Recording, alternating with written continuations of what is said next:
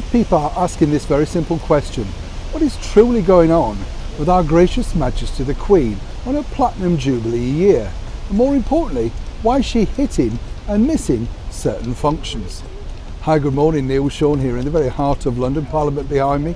Let me tell you, by the way, we've just had thunder, lightning, now we've got a bit of light rain and watery sun. Welcome to spring in London.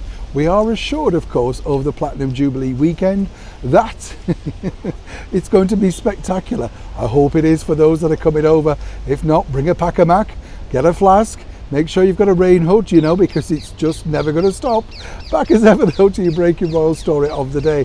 This is a really serious sort of topic, really, because over here in the mainstream media, the anti-monarchists are really up in arms about our gracious Majesty the Queen recently attending the Chelsea Flower Show. It's a wonderful event, which I've told you, just one of those events that really sort of kick-starts the season. There are pivotal moments, aren't there? Henley Regatta, Wimbledon, Chelsea Flower Show, those sort of things, if you can afford them, are spectacular and wonderful to attend. Now, they're basically saying, well, look, she turned up for the Gallop Through History, which was in her back garden, by the way, at Windsor Castle, so no great shakes for her to travel there. And then we saw her at the Chelsea Flower Show in her new sort of Queen buggy, the Queen Mobile as it's now being dubbed.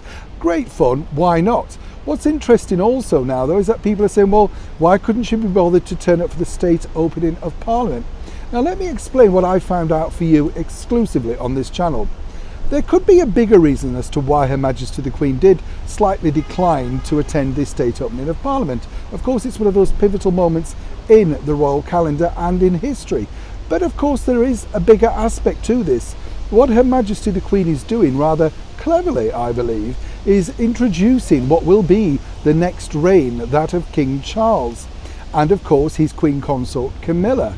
And I think what's really she's trying to do, obviously as the longest reigning monarch now in history, is that she's going to basically be sort of trying to get Charles into the job. Let's not forget, he's into his 70s now, and for him to undertake all of this at that age, he truly needs to know the ins and outs. And also, being a little bit kind, shall we say, if you saw just how far the Queen has to walk when she's in Parliament with all the heavy robes, the crown on, etc., it's a substantial walk, so you could understand why she simply wanted to bypass that. Now, what a lot of people are trying to do over here, as I say, the anti-monarchists, are basically saying, look, if she's not up for the job at 96, why should she be cherry-picking the events that she fancies going to? Personally, as you can imagine, I find this appalling, given the fact that she's given so much of her life over to dedicated service. But this is the world we live in now, with the abolish the monarchy, the anti-monarchy people, who seemingly don't understand exactly how much money the British monarchy bring in tourism alone. If you go to any site at any point during the week, there are always crowds around. And let's not forget, the Platinum Jubilee has done a lot for tourism here in the United Kingdom, not just here in London, but across the United Kingdom, through to Scotland, Wales, Northern Ireland, everywhere.